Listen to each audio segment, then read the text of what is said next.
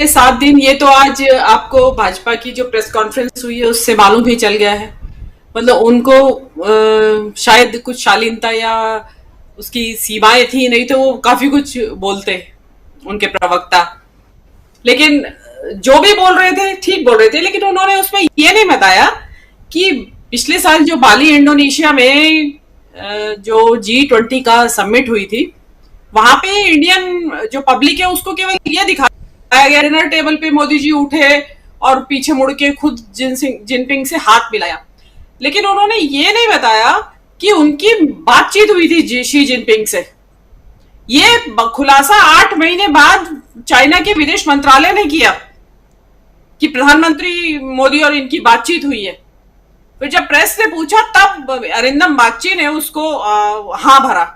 तो आप ये देखिए कि आप गुपचुप बात करते हैं, आप छल कर रहे हैं देश की जनता के साथ। आप बताते ही नहीं कि आप बाली में बात करके आए हैं शी जिनपिंग से LAC के बारे में, और कि टू स्टेबलाइज द रिलेशन। तो किस बात की क्या प्रॉब्लम है वहां पे? जब आपके यहाँ कुछ घुसा के कोई बैठा नहीं है तो क्या दिक्कत है आपकी? लेकिन आप जो ये छुपा रहे हैं ना, ये नई किस्म की विदेश नीति शुरू हुई है। देखिए, ये बात मैं मानती हूँ कि विदेश नीति के ऐसा नहीं है कि जो मसले है या सारी बातचीत जो डेलिब्रेशन है उसको वर्ड बाय वर्ड जनता के सामने रख दिया जाता है, लेकिन मोटे मोटे तौर पे पब्लिक को बताया जाता है कि भाई उनकी बातचीत हुई। यहाँ पे ये भी गायब हो गया, उन्होंने ये भी बताना बंद कर दिया। उन्होंने मुनासिब, मतलब ये चोरी छुपे वाली राजनीति, तो ये तो घरेलू, मतलब सास बहू की राजनीति को भी मात कर दिया आपने। तो कि आप पब्लिक से छुपा रहे हैं कि क्या करके आए हैं आप बताइए ना। उल्टे आपको ये बताते तो शायद जनता को विश्वास होता कि आप चीन से कुछ मतलब की बात करके आए हैं। लेकिन मोदी जी ने वो उचित नहीं समझा। हो सकता है कुछ व्यापारिक काम बात ही करके आए हो, क्योंकि गुजरात में जो इतनी बड़ी फार्मा इंडस्ट्री है, जो अंकलेश्वर भरूच पूरी बेल्ट है, जो वहां का API वो वहीं से, वो जो उसमें फार्मास्यूटिकल इंग्रेडिएंट होता है सबसे इंपॉर्टेंट, 75% चाइना से आता है। तो मोदी जी तो धंधे की बात करने गए होंगे और अब भी शायद उसी बात पे होंगे। उनको जमीन चली जाए या अरुणाचल में गांव बसा ले, अरुणाचल के अंदर घुस के चीन, उनको इस बात की चिंता नहीं है। हाँ, बस नेहरू को कोसने से मतलब है उनको कि नेहरू ने ये कर दिया था और नेहरू ने वो कर दिया था। और वो आज बड़ी चालाकी से आपने देखा होगा, बहुत उनके प्रवक्ता 1952 की घटना को 1962 से जोड़ के बता रहे थे। वो कांग्रेस को चाहिए कि उसका स्ट्रॉन्ग रिबटल करे। वो चावल देने की घटना, वो 1952 की घटना की, और उनकी 1962 के युद्ध में दे रहे थे नेहरू जी। पब्लिक को ये समझ में आया वो सुन के।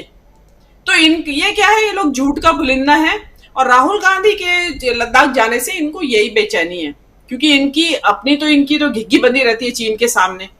तो राहुल जो वहां पहुंच गए और 7 दिन से वहां बेधड़क होके घूम रहे हैं, तो वो इनको जबता नहीं है। क्योंकि पब्लिक सवाल करती है कि जहां प्रधानमंत्री को जाने की जरूरत है वहां राहुल गांधी जा रहे हैं। मणिपुर में प्रधानमंत्री को जाने की जरूरत थी, वहां राहुल गांधी गए। यहां जरूरत थी लद्दाख में, 2020 से चीन घुसा बैठा है। आपके पेट्रोलिंग राइट्स खत्म हो गए हैं जिन इलाकों में और पहले थे आपके पेट्रोलिंग राइट्स। उसके बावजूद भी आप टस से मस नहीं हो रहे, हिल नहीं रहे हैं। लेकिन उनको जो राहुल गांधी ने जो आज कहा, उससे और परेशानी इसलिए भी है कि देखिए, वहां 6 शेड्यूल की बात हो रही है लद्दाख पे। संविधान के अनुच्छेद 244 में 6 शेड्यूल का जिक्र है। उसमें एक special kind of autonomous body बना दी जाती है उस एरिया में, उसकी कल्चरल आइडेंटिटी को प्रिजर्व करने के लिए। लेकिन वहां पे जो वहां के सोनम वांगचुक है, आपको मालूम भी होगा, एक्टिविस्ट, तो उन्होंने वहां की क्लाइमेटिक कंडीशंस को, जो फ्रेजाइल इकोसिस्टम है, वहां का संवेदनशील जो इकोसिस्टम है, उसके संरक्षण के लिए, और जो कॉर्पोरेट्स वहां आ रहे हैं उनको उनसे बचाने के लिए कि ये इकोसिस्टम इसका नष्ट ना हो, उसके लिए उन्होंने 6 शेड्यूल की मांग की थी। और आपको ध्यान होगा कि जनवरी में वो अनशन पर बैठे हुए थे, भरी सर्दी में खुले में बैठे हुए थे, और काफी समय तक उन्होंने वो अनशन किया था। तो वो 6 शेड्यूल की मांग, जो वो राहुल गांधी जो उनको कहा है उन्होंने कि हम आपकी संस्कृति, हम आपकी भाषा और इसकी रक्षा की हम साथ खड़े हैं आपके, तो वो उसी चीज का इनडायरेक्टली वहां प्रॉमिस कर रहे थे कि अगर सरकार बदलती है तो फिर आपके लिए यहाँ पे 6 शेड्यूल का हम प्रोविजन करेंगे, क्योंकि 6 शेड्यूल ऑलरेडी है 4 स्टेट्स में, इसमें आसाम, मेघालय, त्रिपुरा और मिजोरम में ऑलरेडी है 6 शेड्यूल इम्प्लीमेंटेड। तो ऐसा भी नहीं कि उसके लिए कोई संविधान में संशोधन की जरूरत है, वहां प्रोविजन है ऑलरेडी और ऑलरेडी इम्प्लीमेंटेड है। तो ये एक बहुत बड़ा प्रॉमिस था राहुल गांधी की तरफ से, तो उनको वो बेचैनी है क्योंकि उन्होंने तो रेस्पॉन्ड ही नहीं किया इसके ऊपर। तो अब जो है राहुल गांधी का इस तरीके से वहां घूमना, और जो ये भारत यात्रा, जोड़ो यात्रा, आज तो राहुल गांधी खुद अपने मुंह से कह के आए वहां पे कि भी जारी है मेरी ये यात्रा, तो वो भारत जोड़ो यात्रा का जिक्र आते ही इनको खलबली मच जाती है कि ये कहीं फिरना शुरू हो जाए राहुल गांधी। और अब शुरू होंगे क्योंकि उनको एक और नया नुस्खा हाथ लग गया है कि स्टेट वाइज करें यात्रा, बजाय कि एक साथ शुरू हो जाए कि भी 4 महीने घर से बाहर या घर से बाहर।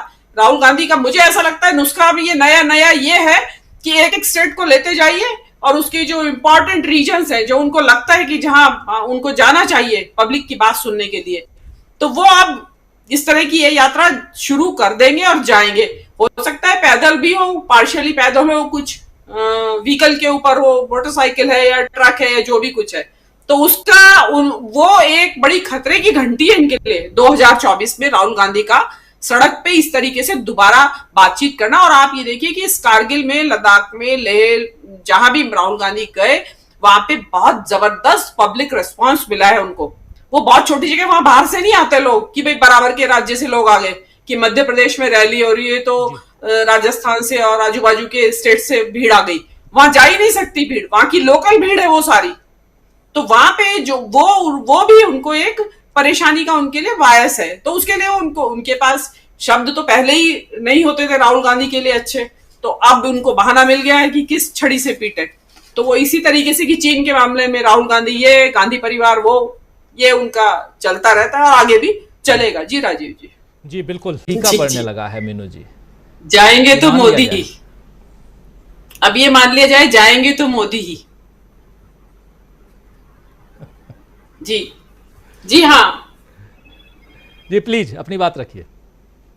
हाँ देखिए, ये जो राहुल गांधी का जो चल रहा है, जो भी यात्रा चल रही है या जो जनसंपर्क अभियान कहूंगी मैं इसको, जो चल रहा है, ये एक तरीके का नई नई जो समस्याएं जिनको कि गोदी मीडिया सरफेस पे नहीं लाने देना चाहता, बेरोजगारी है, महंगाई है। जब जो लड़का जो बात कर रहा है वहां पे, जिसने बीजेपी को वोट दिया है, उसका सांसद चुन के भेजा है, वो कितना, मतलब इससे ज्यादा शब्दों में, वो इससे और बड़े शब्दों में पश्चाताप नहीं कर सकता वो, जिन शब्दों में वो पश्चाताप कर रहा है। और आप पहाड़ के लोगों की बेबसी समझिए। पहाड़ में कोई वहां प्राइवेट वेंचर्स नहीं है, वहां कोई सरकारी ऐसे संस्थान नहीं है जहां पे लोगों को नौकरियां मिल जाएं। एक अग्निवीर हुआ करता था जहां लोग रोजगार की वजह से जाते थे फौज में। देखिए, देशभक्ति कम, रोजगार ज्यादा था उनका कारण। वो इन्होंने 4 साल का कर दिया है खत्म। वो लोगों को वहां से कोई उस तरफ आशा नहीं दिखाई दे रही है। तो आप पहाड़ के जो हैं उनकी बेचैनी समझिए। जो उत्तराखंड है, यहाँ से पलायन का प्रॉब्लम क्यों है? इसीलिए है क्योंकि वहां कुछ है ही नहीं करने के लिए, खेती भी नहीं है अब तो करने के लिए, क्योंकि जंगली जानवरों का इतना खतरा है। तो ये जो व्यक्ति है, ये जो कह रहा है, ये एक यूथ को रिप्रेजेंट कर रहा है देश के, कि आम यूथ की यही हालत है। अब देखिए, प्रॉब्लम ये है कि जो ये लड़का जहां पे है वहां उतना जहर अभी फैला हुआ नहीं है हिंदू मुसलमान का, जितना जहर नीचे फैला हुआ है। तो यहाँ के नीचे के यूथ को तो मिला हुआ है काम हिंदू मुसलमान करने का और नारेबाजी करने का, लिंचिंग करने का और मस्जिदों के ऊपर झंडा लहराने का या चर्चेस फूकने का। इनके पास काम नहीं है वो। तो ये बिल्कुल, इनको तो वास्तव में काम चाहिए, और यही काम प्लेन के युवा को भी चाहिए। लेकिन वो युवा जो है अंधा हुआ बैठा है नफरत की आग में।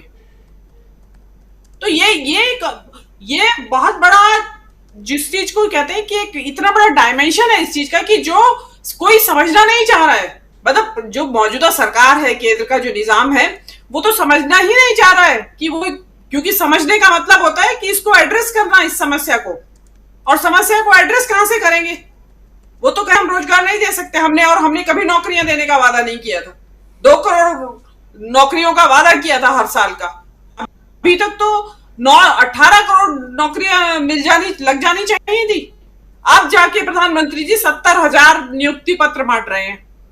वो इतने खाली बैठे रहते हैं कि नियुक्ति पत्र बांटने का भी उनके पास काम है, वो उसमें अपना समय बिता रहे हैं। तो ये चीजें जो देश का जो बेवकूफ बनाना और जो तरह तरह की ये इवेंट बाजी करना जो इन्होंने आपके चंद्रयान के टाइम की, आपको दर्शकों को बता दूं मैं, एक नया शगुफा और होने वाला है। बेंगलोर में रोड शो करेंगे वो इसरो की सफलता के 26 तारीख उपलक्ष्य में, और पकाएंगे पब्लिक को। मतलब अभी कम पकाना बाकी रह गया था, थोड़ा कच्चा रह गया पब्लिक। कल ही हो रहा है मीनू जी। हाँ जी। तो ये पब्लिक का मतलब पता नहीं क्या चाहते हैं कि क्या करे पब्लिक, तब बंद करेंगे ये करना है, ये सब शोबाजी। मतलब इससे ज्यादा चीपनेस कहूंगी मैं इसको, कि इतना सोफिस्टिकेटेड वो मिशन है। आप कल्पना करिए कि लाखों किलोमीटर दूर चांद है और वहां पे यहां बैठ के कंट्रोल कर रहे हैं वो उसकी स्पीड को कितनी बढ़ाई जाए, कितनी घटाई जाए, कितना चलेगा, ये क्या फोटो भेजेगा, कैमरास को ऑपरेट कर। मतलब आप उन्हें उसको इतना चीपनेस बना दिया कि सड़क के ऊपर आप उसका, ये कोई क्रिकेट थोड़ी खेल क्या, मैं ये नहीं कह रही हूँ क्रिकेट का चीपनेस है, लेकिन क्रिकेट के खेल और इसरो में बहुत जमीन आसमान का अंतर है। लेकिन आपने उसको ऐसा बना दिया कि आप उनकी नुमाइश लगाएंगे वैज्ञानिकों की, और खुद की लगाएंगे। वैज्ञानिक तो शायद वो नीचे बेचारे कहीं कोने में धकेल दिए जाएंगे, ये साहब हाथ हिलाएंगे पब्लिक को। मुझे तो लगता नहीं कि बेंगलोर की पब्लिक आएगी वहां पे लोकल, आजू बाजू के राज्यों से ले आएंगे बुला के वहां भीड़ लगाने के लिए। तो इन चीजों से जो ये रोड शो करेंगे, और ये जो लद्दाख का जो युवा है, कारगिल का है जो युवा, वो क्या मैसेज देगा? वो गालियां देगा मोदी जी को कि भाई तुम्हें ये करने की फुर्सत है, हमारी बात सुनने की फुर्सत नहीं है। जितनी देर आप वहां जा रहे हैं आप यहाँ जाइए, सुनिए उनकी बातें। गए नहीं है मोदी जी जब से इन्होंने 370 एब्रोगेट किया है। डर लगता है क्योंकि कर तो दिया, यहाँ घर में बैठ के तो कोई भी शेर बन जाए। तो वो, लेकिन देश सारा, आप सारे देश के प्रधानमंत्री हैं। आप खाली नॉर्थ इंडिया या गुजरात के प्रधानमंत्री नहीं हैं, आप लद्दाख के भी प्रधानमंत्री हैं, आप मणिपुर के भी प्रधानमंत्री हैं। ना केवल वहां की शांति व्यवस्था को आपको देखना पड़ेगा, वहां युवाओं की समस्याओं को भी आपको समझना पड़ेगा। लेकिन वो समझने के लिए तैयार नहीं है, पता नहीं क्या सोच के बैठे। अब G20 का तमाशा